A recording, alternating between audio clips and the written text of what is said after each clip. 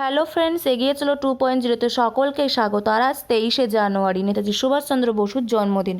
তো কোনো time waste না করে চলুন নেতাজি সম্পর্কে একটি গুরুত্বপূর্ণ কোশ্চেন আজ আমরা দেখে নিই। প্রথমে যে কোশ্চেনটা আমরা দেখতে পাচ্ছি এটা খুবই ইম্পর্ট্যান্ট একটা কোশ্চেন, তো এটা সবার আগে এই জন্য রেখেছি। তো কোশ্চেনটা কি?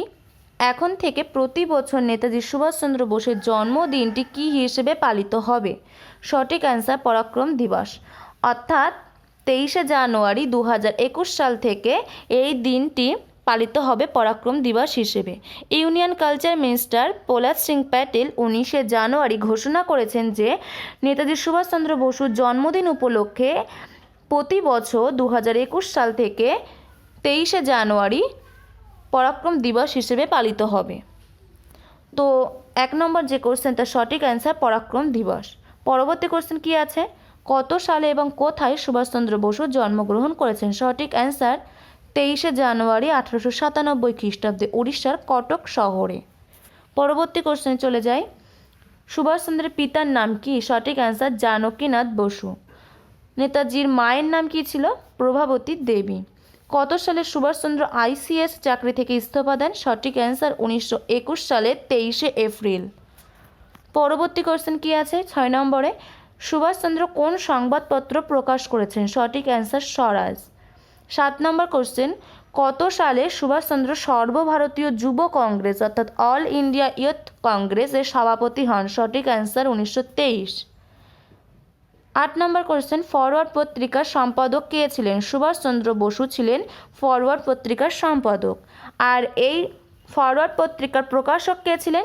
চিত্তরঞ্জন দাস। সঠিক অ্যান্সার চিত্তরঞ্জন দাস।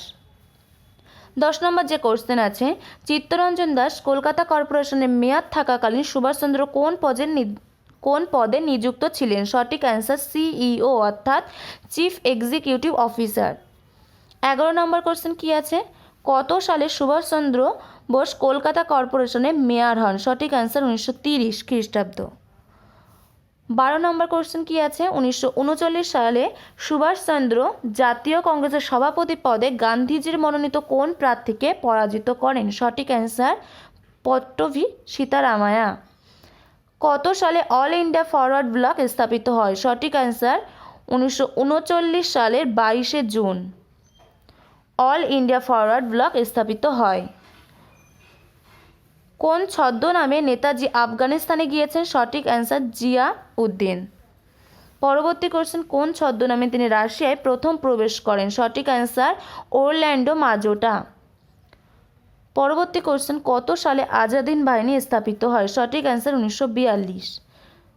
শেষ যে কোশ্চেন আছে, আন্দামান নিকোবর দ্বীপপুঞ্জের কী নামকরণ করেছিলেন নেতাজি সুভাষচন্দ্র বোস? সঠিক অ্যান্সার শহীদ দ্বীপ এবং স্বরাজ দ্বীপ। তো আর একটা কোশ্চেন আমাদের বলা হয়নি, 2021 সালে 125তম জন্মদিন পালন করা হচ্ছে নেতাজি সুভাষচন্দ্র বসুর। কততম জন্মদিন? 125তম জন্মদিন। তো বন্ধুরা, এই ছিল আজকের ভিডিও। পরবর্তী ভিডিওতে আমাদের আবার দেখা হচ্ছে। Thank you, good by.